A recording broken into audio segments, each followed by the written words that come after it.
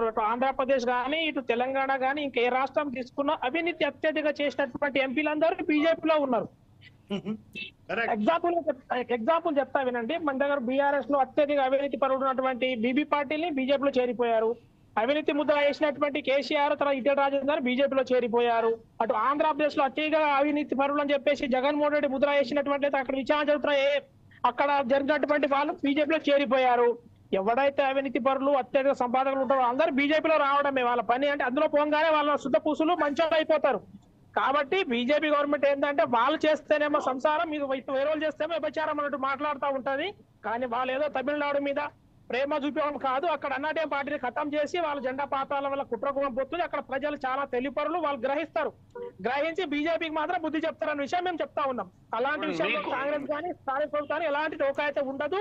మళ్ళీ అటువంటి కుట్ర చేసినా కానీ నడవదు అక్కడ. ఎందుకంటే వాళ్ళు అన్నమ్మలు ఏం చేంజ్ చేసి నాగేంద్ర గారు మార్చారు. నాగేంద్ర అవినీతి కూడా తెలుసు. అన్నాడీఎం లో ఉన్నప్పుడు పళనిస్వామిని ఎంత మబ్బు పెట్టిండో, ఎంత ఇబ్బంది పెట్టిండో విషయం తెలుసు. అది ఆ విషయం వాళ్ళకి తెలియదని తెలంగాణ తమిళనాడు ప్రజలకు. హలో చెప్పండి, మాట్లాడండి, వినబడుతుంది చెప్పండి. తమిళనాడులో ఇప్పుడు పళనిస్వామికి ఉన్నప్పుడు ఎన్ని ఇబ్బందులు పెట్టిండు. ఇదే ఇప్పుడు ఉన్నటువంటి ఇప్పుడు బీజేపీ అధ్యక్షుడు విషయం అందరికి తెలుసు అక్కడ. సో కాబట్టి ఆ విషయాన్ని కూడా అందరు గమనిస్తా ఉన్నారు అక్కడ ప్రజలు. కాబట్టి బీజేపీ పగటి కలలు అంట అంతే తమిళనాడు మీద. మళ్ళీ ఇంకోటి హిందీ భాష అంటుంది. ఇలా కాన్స్టిట్యూషన్ లో ఉన్నది, రాజ్యాంగంలో ఎన్ని భాషల్లో ఉన్నాయి, అన్ని భాషల మీద లేని ప్రేమ హిందీ మీద కూడా ఎందుకు అనేది మాట్లాడుతావు. నువ్వు పేరేమో అంబేద్కర్ పెట్టుకున్నావు, భీమరావు అని. హిందీ మీద నీవు అంత ఆక్రోశం వెళ్ళగలిగితే అది దేశ భాష, అది మనకు తెలుగు మీద ఉండాలి, హిందీ మీద ఉండాలి, కన్నడ మీద ఉండాలి, తమిళ మీద ఉండాలి. ఇట్లా మాట్లాడితే దేశం ఇప్పుడు భారతదేశంలో ప్రధానమైన భాష ఏంది? అప్పుడు విషయం ఏంటంటే అది బీజేపీ తీసుకొచ్చిందా హిందీ రాష్ట్రం, హిందీ భాషని? ఇలా రాజ్యాంగంలో భీమరావు గారు మీరు ఒకటే హిందీ భాష విషయం కక్కుతున్నారు. ఇట్లా వ్యతిరేకత ఉన్నది నైతికంగా మీకు అని గమనిస్తా ఉన్నది. ఓకే, అట్లా చెప్పు, నేను ఒప్పుకుంటా. రాజకీయంగా చెప్పు, కానీ హిందీ మీద ఎందుకయ్యా ఆక్రోశము? మన దేశానికి హిందీ సార్, హిందీని బలవంతంగా మనం చెప్పండి. ప్రపంచానికి ఇంగ్లీషు. సార్ ప్రసాద్ గారు ఏదో చెప్పబోతున్నారు, ఒక్క నిమిషం అండి. ప్రసాద్ గారు ఏదో చెప్పబోతున్నారు హిందీ మీద మాట్లాడతారు. చెప్పండి.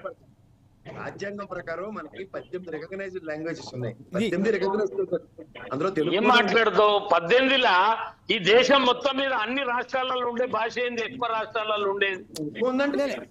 రేపు తమిళనాడు పిల్లలకు వేరే రాష్ట్రాలు, రేపు తమిళనాడు పిల్లలకు వేరే అవసరం లేదా? ఆచార్య ఒక్కసారి అది పూర్తిగా ప్రసాద్ గారు ఏదైతే చెప్తున్నారో విన్న తర్వాత మనం పూర్తిగా సమాధానం దాని మీదుగా చెప్దాం. ప్రసాద్ గారు చెప్పండి. మీరు అన్నట్టు హిందీ భాష మన 10th క్లాస్ దాకా కంపల్సరీ సబ్జెక్ట్ మనందరూ చదువుకొని చదివాం.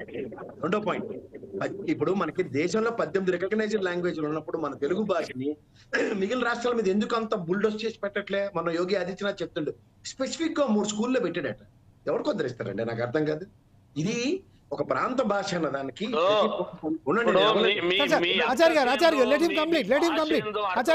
ఆచార్య గారు ఒక్కసారి మొత్తం పూర్తిగా మాట్లాడిన తర్వాత మీరు సమాధానం ఇద్దురు. 10th క్లాస్ దాకా చదివాం కదా హిందీ. మీరు చదివారు, నేను చదివాను. ఎన్ని తిప్పలు పడ్డారో అందరికీ తెలుసు. మీరు హైదరాబాద్ లో ఉన్నారు కాబట్టి 4 హిందీ వస్తాయి కాబట్టి 4 హిందీ మాటలు మాడతారు కాబట్టి మీకు బాగా సమ్మగా ఉంటది. ఒకసారి ఆంధ్రప్రదేశ్ ఇటుపక్క తిరిగి రండి, తమిళనాడు, ఇవన్నీ. మీకు తమిళనాడులో భాష ఏంటంటే సార్, తమిళ భాషలో మాట్లాడిన ప్రతి పదంకి హిందీలో విపరీతార్థం. అలాగే తమిళ్లో మాట్లాడిన ప్రతి పదానికి హిందీలో విపరీతార్థం ఉంది. వాటిలైతే బూతులే. అవునవును సార్, కొన్ని విషయాలలో మనం చాలా చూస్తాం. మీకు తెలుసో తెలీదో, కన్నడలో కొబ్బరి బొండాన్ని మనం పచ్చి భాషలో తెలుగులో తిట్టుకునే ఒక బూతు పదం అది. ఇలాంటివన్నీ మీకు తెలిసి కూడా మన ఎత్తికేస్తానంటే ఎట్లా అవుతుంది? అంటే నేను అంటుంది, ప్రాంతంలో కొన్ని కన్సిడరేషన్స్ కావాలా. 18 భాషలను దేశవ్యాప్తంగా రికగ్నైజ్ చేసినప్పుడు హిందీ మన ఎత్తికి పెడతా ఉంటే ఆల్టర్నేటివ్ ఇవ్వండి. సంస్కృతం కూడా ఉంది, అలాంటివేమో దానికి ద్రవిడ సంస్కృతికి సంబంధించిన ఇంకొక ఇంగ్లీష్ లో కూడా కొన్ని పదాలు తెలుగులో మాట్లాడినప్పుడు బూతు మాటలు ఇన్పడేటివి కూడా ఉంటాయి. అట్లాని ఇంగ్లీష్ భాష తీసేస్తావా? తీసుకున్న తర్వాత ఏమవుతుందో తెలుస్తుంది. తీసేస్తావా అంటున్నా. అదేంటండి ఇంగ్లీష్ కంపల్సరీ మీరు నెత్తికి ఇంగ్లీష్ లో కూడా మాట్లాడే మాటలు సార్, తెలుగులో అనేక అర్థాలు వస్తాయి. ప్రధానంగా ఇంగ్లీష్ తీసేస్తావా నువ్వు? సార్ ఆచార్య గారు ప్రధానంగా గాబరా పడకండి. మనకి నేను గాబరా పడతలేను. నీకు ఈ దేశం మీద, ఈ భాషల మీద, ఈ ప్రజల మీద ఎంత కోపం ఉందో అర్థమైపోతుంది. దేశం మీద కాదు, మీరు ఈ దేశం మీద నీకు ఈ దేశం ఉండాల్సిన అవసరం లేదనిపిస్తుంది. పెద్దానికి దేశభక్తి దేవభక్తి మార్గం లేదు లేదు ఇక నీ మాట, నీ భాష నిన్ను చూస్తే అది అర్థమైపోతుంది. మాత్రం పెట్టుకున్నావు ఒకటి ఐడెంటిఫైకి, నువ్వు ఒకటి పెట్టుకున్నావు కానీ నీ భాష, నీ మాటలు నీదన్నీ అర్థమైపోతుంది. మీరు ఏం మాట్లాడతాడు? ఈ దేశానికి వ్యతిరేకంగా మాట్లాడేటప్పుడు నేనేం మాట్లాడాలి? దేశద్రోహి లేకున్నాడు. దేశద్రోహం గురించి పూర్తిగా దేశానికి వ్యతిరేకంగా ఆచార్య గారు, ప్రసాద్ గారు మనం ఒక విషయం ఏంటంటే వ్యక్తిగతంగా దోషణలు పోకంగా ఇక్కడ ప్రస్తుతం ఎవరైతే దేశభక్తులు ఎవరో దేశ వ్యతిరేకులు ఎవరో కాకుండా కేవలం మనం ఇప్పుడు తమిళనాడు రాజకీయానికి సంబంధించింది. ఖచ్చితంగా ఆచార్య గారు మీరు పిలిచిందే మాట్లాడడానికి. చెప్పండి. ఇంతకు ముందు కేఎస్ ప్రసాద్ గారు మాట్లాడుతూ నువ్వు ఎంతసేపు మాట్లాడుతున్నావు? సార్ కాదు మీరిద్దరు ఏదైతే వ్యక్తిగతంగా వెళ్తున్నారు పర్సనల్ డిబేట్ ఇక్కడ అవకాశం ఇచ్చిండు. సార్ వ్యక్తిగతంగా ఈ దోషణలు ఒకరి మీద చేయడం కాకుండా కేవలం మనం ఇప్పుడు తమిళనాడు రాజకీయాలకు సంబంధించిన మనం మాట్లాడుకుందాం. ఒకసారి ప్రసాద్ గారు ఏమంటారో చూసి మళ్ళీ మాచారి గారి దగ్గర మీ దగ్గరకు వస్తానండి. ప్రసాద్ గారు చెప్పండి. వ్యక్తిగత విషయంలో మీద పోకండి సార్ ప్లీజ్. ఒక్క నిమిషం నాయక్ గారు, ఒక్క నిమిషం. వీళ్ళిద్దరి మధ్య ఒకసారి సుధీర్ వాళ్ళకు ఒకసారి సమన్వయం చేసేద్దాం. నేను ఒక్కటి గుర్తు చేస్తాను, చెప్పండి. ఇప్పుడు ఏదైతే ఇప్పుడు మనం కరోనా వచ్చిన తర్వాత ఒక విషయం గుర్తు చేసుకోవాలి. ఎందుకంటే ఇంటి పైన జెండాలు కట్టించిరు, చప్పట్లు కొట్టించిరు. నిజంగా కరోనా మహమ్మారి దాని వల్ల తగ్గిందా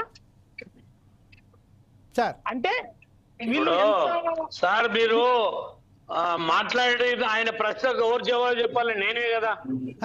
ఖచ్చితంగా, కానీ వ్యక్తిగతంగా వద్దండి.